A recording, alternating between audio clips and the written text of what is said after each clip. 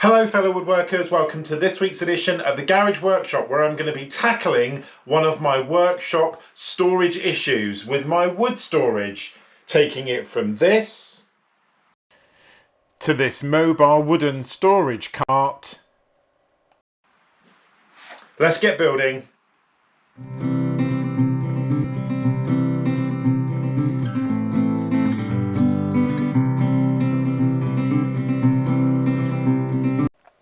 So I determined the dimensions of this cart basically based on the strips of pallet wood that I had. I'm just using C16 stud timber here. And when I'd got a second mortgage to pay for it, I started by measuring it very accurately. You can just about see there, I've set up a stop block, and this is for the length of what I'm going to refer to as the shelves. Now, I was just lucky enough to be able to get two of the shelf lengths out of each of the piece of timber. It took me ages to find enough straight timber, although you can see from that they're not all straight, but I eventually got the timber, got it nice and straight, and then I started cutting the ends, and I also had some older timber lying around. Yeah, you can see it's pre-drilled, which was just big enough to be the struts. I didn't have anything long enough to be the length, but I had some bits offcuts that I could use as the struts. So I cut all those up and I offered it up, and it was exactly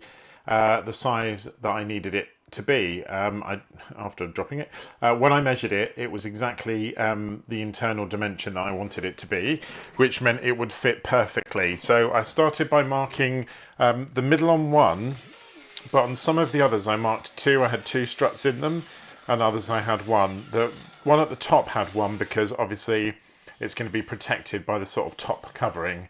I then pre-drilled all the holes, and literally this was just hooking together with screws. I didn't even use any wood glue for this. I just literally pre-drilled all the holes and just drove wood screws through to connect them. There's two advantages to that. Number one, it's easy, quick and cheap. And number two, of course, if I ever want to take it apart, it's a lot easier.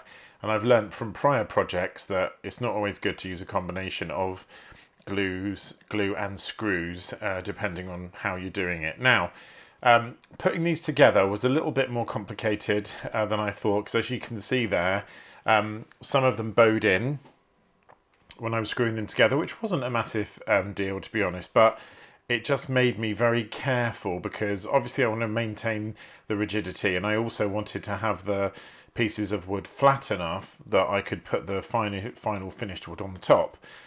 So after hooking them all together, just using 70mm wood screws, I just attached them one by one and started the process of building the 4 internal shelves. When I was happy that was the right angle, I was just checking. I did that with some of the others as well. And I'd finished hooking them together, then I could move on to the next step. So these are just me whacking together all the other ones. I've got to use the time warp on my GoPro, which I'm loving. So there's the one with the two struts, and I just did that for a bit of extra rigidity. I just didn't want them all, to be one strut in the middle. So when I'd got them all and hooked them all together, I did check off camera. I checked all the internal distances, and I was surprised that they were all the same. I then went for a piece of bigger stud work timber. I think it's C32, I think it is. And I had to buy a couple of these, and luckily the height I wanted fit perfectly with the length they were bought in. So I had a tiny little offcut on each of the ends, but I'll come back to that later. I then set up a stop block, and this is to fit the castors in. This was 12 centimeters, I think I marked this out. And these are going to attach to the sort of bottom of the trolley legs, as it were, and this is what the castors are going to go into. As you can see, I'm having some real issues with my vacuum attached to my miter saw. The whole miter saw situation, as I said in my previous video, I'm not happy with, so I'm going to go back and address that this year. When I did that, it was a simple case of hooking them, clamping them all together, just to make sure that I got the bits exactly where I should be. I just used a piece of wood to put them in to make sure. Now at first I drilled 2 holes really close to the edge, as you can see there, and then I realised and sort of knocked a hole back, and that's obviously because the bolts or the screws for the castors are going to come into that piece of wood, and I didn't want them clashing with the screws that were there. So I literally just knocked one back. I didn't use that hole in the end, and I just knocked it back and kept it where I knew roughly the screws weren't going to go.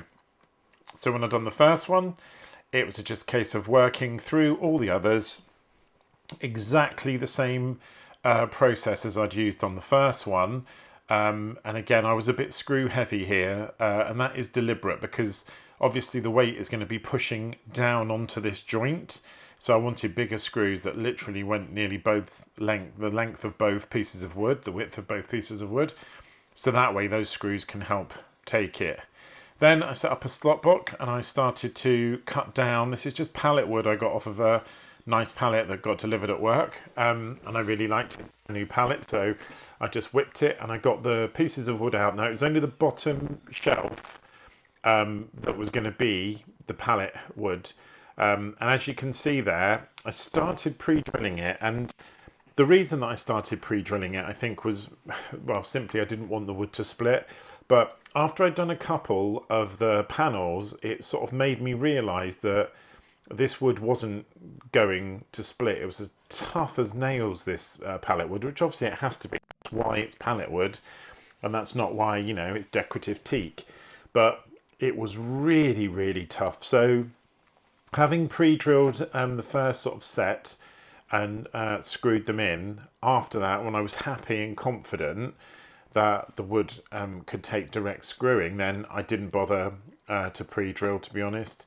A, it's a lot of time, and B, you know, you're constantly changing one and the other, and you're not really able to sort of get in a good flow of screwing things in. So obviously when I'd done this and I got the first one set, it's absolutely lined up with the beginning, the edge of the actual shelf. So I wanted to make sure I got that first one right, and then obviously then I was going to use a spacer, which is just 2 offcuts of wood. It's about 2 centimeters thick probably, and I put them in there, and you can see I just hooked in all the rest until I got to the end panel. Now for that one I didn't bother putting the spacing in. I know it looks a bit odd being a gap, but it's going to be full with wood anyway. This one I just used some white Formica,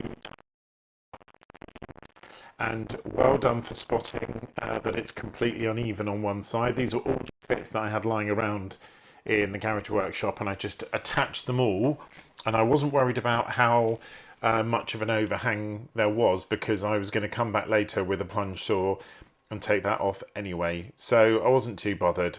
But I hooked them all together, and this was the top, which is a thicker piece. This is 18mm hard plywood that was actually part of my chicken coop once upon a time. And this one, again, I just screwed it straight in. What you can't see very clearly from this angle is, you can see that there's some here, but all over it there were holes that lined up directly with the wood underneath. So it wasn't a case of needing to pre-drill.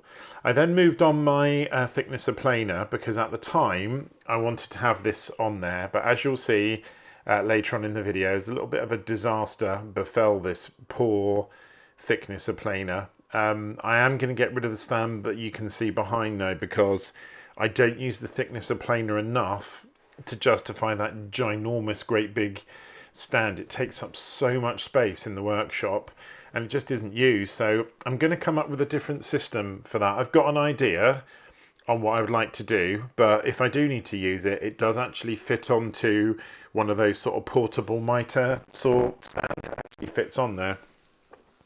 So after that was done, I did, because obviously at this time I didn't realise it wasn't going to fit on.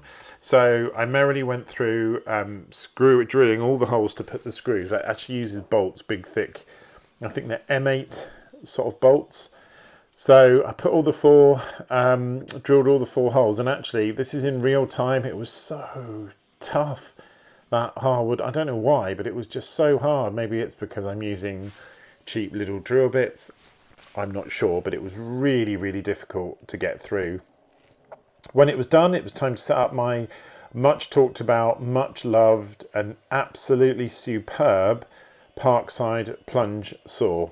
I love this saw. I've mentioned it in nearly every video, every time I've used it, but I just think for a budget entry-level saw, you can't get much better, to be honest. Now here, I was having a bit of trouble and I couldn't work out what it was. It was only until the end I realised that the power cord was getting caught at the back. There, you see me moving it.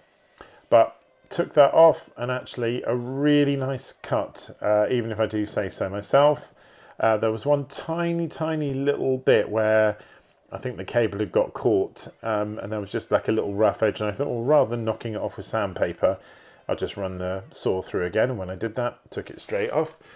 And there was also a little bit of a ledge at this end, which I took off. I did wonder whether this was worth doing, and I'll tell you why.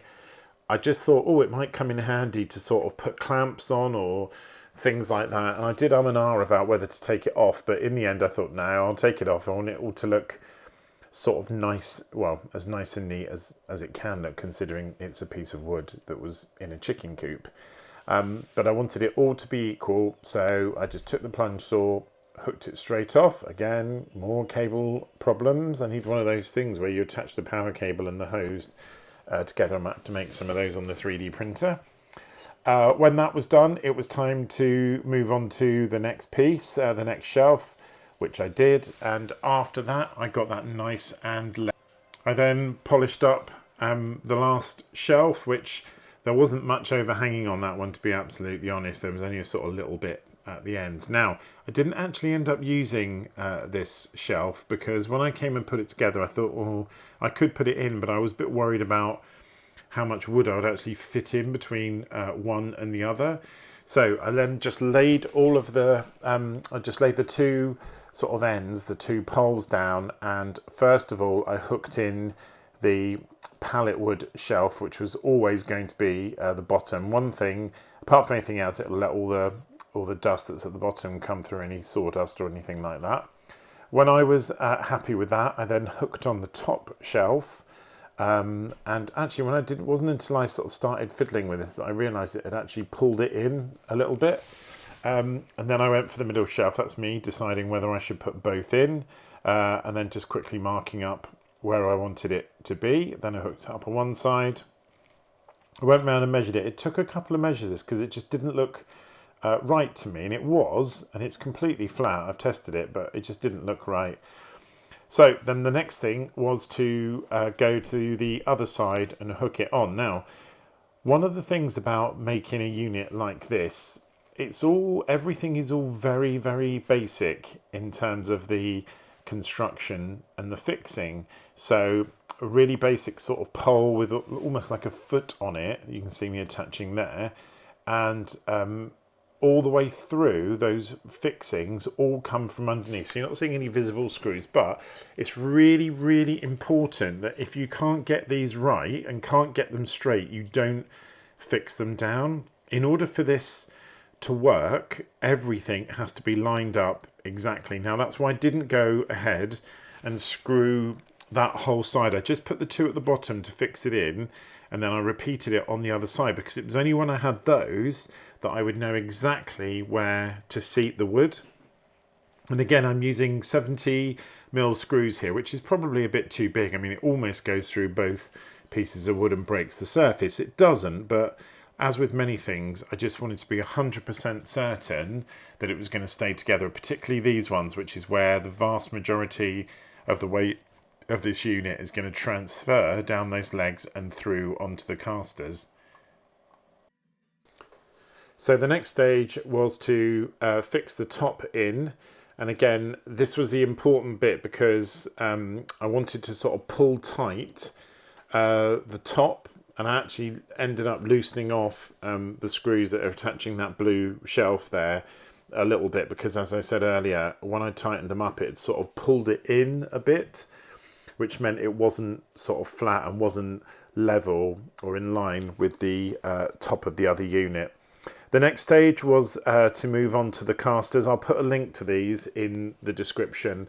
They're heavy duty castors, and they are designed to take a massive load, a massive amount of weight between them. And I just picked them up from Amazon. I've used a lot of casters and a lot of products like this from Amazon in the past, and to be honest with you, I've never really had any sort of issue with them. I know some people don't like buying sort of goods like this on Amazon, but I always think if you get them and they're rubbish, you can always send them back. Amazon are very good at taking stuff back, but these were actually really good. So I pre-drilled all of them, and then what I used was sort of hex head bolts. They're sort of I don't know what the correct name is, I'm sure you'll know, but basically it's like the thread of a screw, but it's got a big thick hex head on it. So I then just hooked them up one at a time, threaded all the bolts in, and then I used my impact driver with a sort of socket head on the top to put them all in. I was actually really pleased with how sturdy they looked, considering, you know, these are probably, I think they were 60mm sort of threaded hex bolt heads screws that went in, so quite a long way in, and these that I didn't manage to split any of the wood, which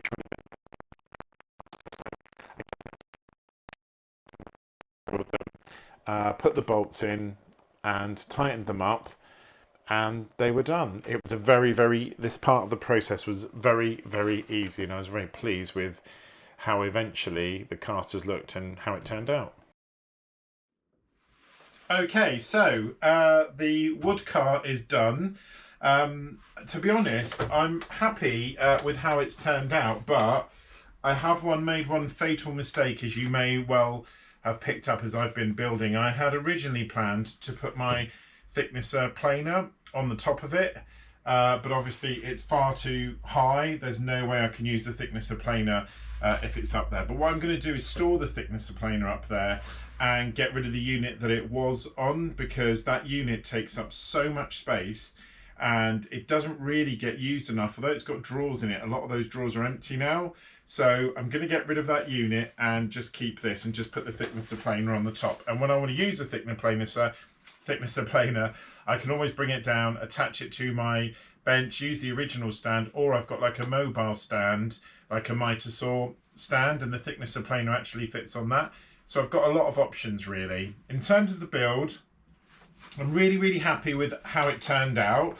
It's not light, but it's by no means as heavy as I thought it was going to be. The casters that you saw me put on, I bought them from Amazon. I'll put a link in the description. They're really heavy duty casters.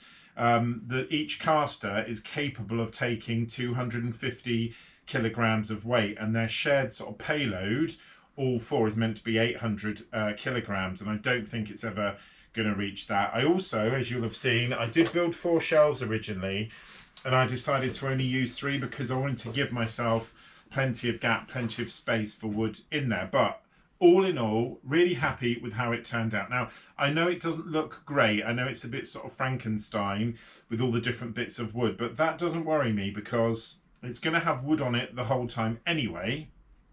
So that's not really a great concern for me. You're never really going to see it. And obviously with the cost of wood and the price of wood at the moment, there's absolutely no way I could have afforded to buy new wood to make this unit. And for what is essentially just holding wood, I didn't think it mattered. I hope you enjoyed this week's video. If you're not a subscriber, or if this is your first time at the channel, please can I ask you to subscribe, like and comment. I've got lots and lots of videos in my back catalogue. If you are a regular viewer, thank you so much again for your ongoing support, and don't forget to like and comment. I reply to all the comments. I love reading them. Hope you have a fantastic week. I'll catch you next week on the Garage Workshop. Take care, fellow woodworkers.